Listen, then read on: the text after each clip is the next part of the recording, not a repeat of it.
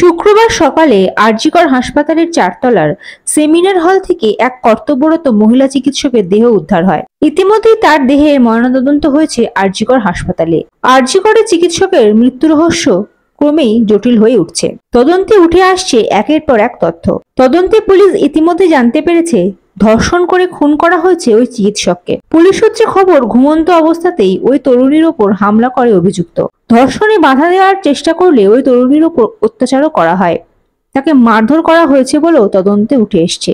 আরজিকর হাসপাতালে পড়ুয়া চিকিৎসকের খুনের ঘটনা নিয়ে শনিবার খড়দহের বিধায়ক শোভনদেব চট্টোপাধ্যায় এবং দমদমের সাংসদ সৌগত রায় আরজিকর হাসপাতালের মৃত ডাক্তারি ছাত্রীর সোদপুরের বাড়িতে গিয়েছিলেন এবং মৃত ছাত্রীর পরিবারের সদস্যদের সঙ্গে বেশ কিছুক্ষণ কথাও বলেন।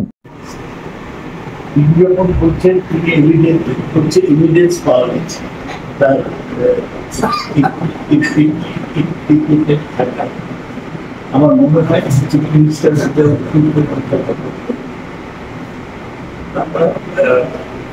একজন কিছুতেই স্যার এই কাজ করতে পারবে না। আমার মেয়েকে যেভাবে কষ্ট দিয়েছে একজনের দ্বারা সম্ভব না sir.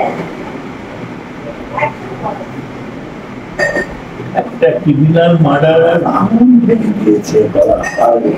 She has been raped. She has been raped also.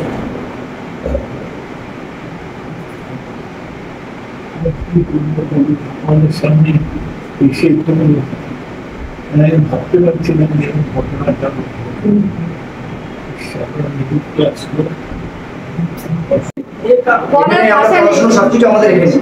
তার জন্য আমি আপনাকে ফোন করলাম, তখন আপনি দিল্লিতে বাংলা মিডিয়াম স্কুলে পড়তেন। নিগম সাহেবের সাথে কথা বললাম, কিছু ভাই স্কুলে পড়তেন।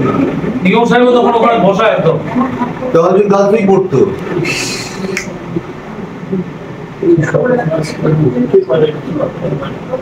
আমাদেরই হয়েছে।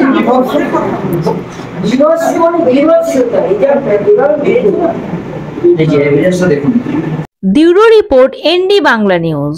সবার আগে সব খবর, সঠিক খবর পেতে ফেসবুক পেজটি ফলো করে এবং ইউটিউব চ্যানেলটি সাবস্ক্রাইব করে রাখুন আর শেয়ার করতে ভুলবেন না।